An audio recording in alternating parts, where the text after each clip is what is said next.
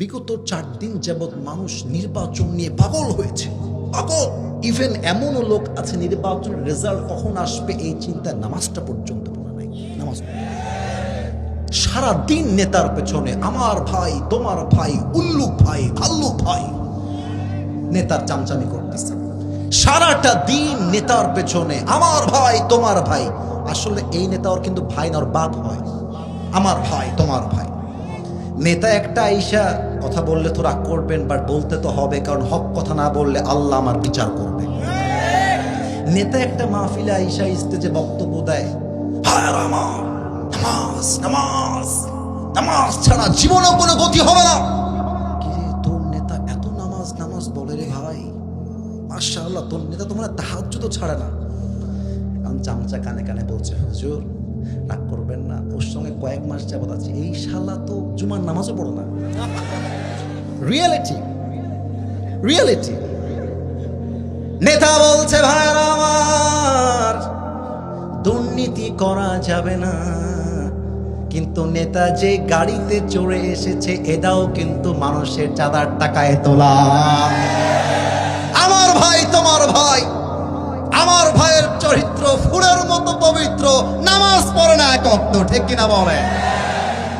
এই নেতার পেছনে ছুটতে গিয়ে ওরে মারছে, এরে মারছে, যখন ফেসে গেছে নেতাকে আর হারিকেন দিয়েও খুঁজে পাওয়া যায় না, ঠিক কিনা বলে? জাস্ট ভাববেন আপনি 3.5 হাত মাটির কবরে শুয়ে আছেন, দ্যাটস ইট। এই দুইটা চিন্তা, এক, কালকে আপনার জানাজা হবে, 2, আপনি এখন কবরে শুয়ে আছেন। আপনি যদি আজকে মারা যান, আপনি কি আপনার জীবনে এমন কোন আমল করেছেন যে আমল দ্বারা আপনি গ্যারান্টি দিয়ে বলতে পারবেন যে হুজুর আমি যদি এখন মারা যাই, গ্যারান্টি দিলাম আমার কবরটা এখন জান্নাতের বাগান হয়ে যাবে? ভাবেন না, নিজেকে প্রশ্ন করেন না, দেখবেন সবার মন বলবে যে না, তুই এমন কোন আমল করিস নাই, তুই যদি এখনই মারা যাস এখনই তোর কবরটা জান্নাতের বাগান হয়ে যাবে। আমার মন বলছে আসিফ না, তুই এমন কোন আমল করিস নাই আসিফ। আমার মন আমাকে বলতেছে, নামাজি বান্দার সামনে যখন মালাকুল মউত এসে দাঁড়িয়ে যাবে, তার দেহের জামার রং হবে সাদা, চামড়াটা হবে ধবধবে ফর্সা, দেখতে হবে তাগড়া যুবকের মতো, বিশাল লম্বা স্ট্রং ম্যান, দেখতে সুদর্শন পুরুষ। নামাজি বান্দার চোখে চোখ রাখবে, কি বলবে জানেন? বলবে, ইয়া আইয়াতুহান নাফসুল মুতমাইন্না উখরুজি ইলা মাগফিরাতিল্লাহি ওয়া রিজওয়ানিহি।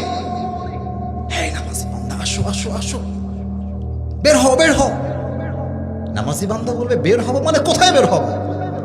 বলবে, আরে পাগল, তোমার জন্য আল্লাহর জান্নাত অপেক্ষায় বসে আছে, বের হয়ে আসো। তাও তো সুবহানাল্লাহ কইতে পারলেন না।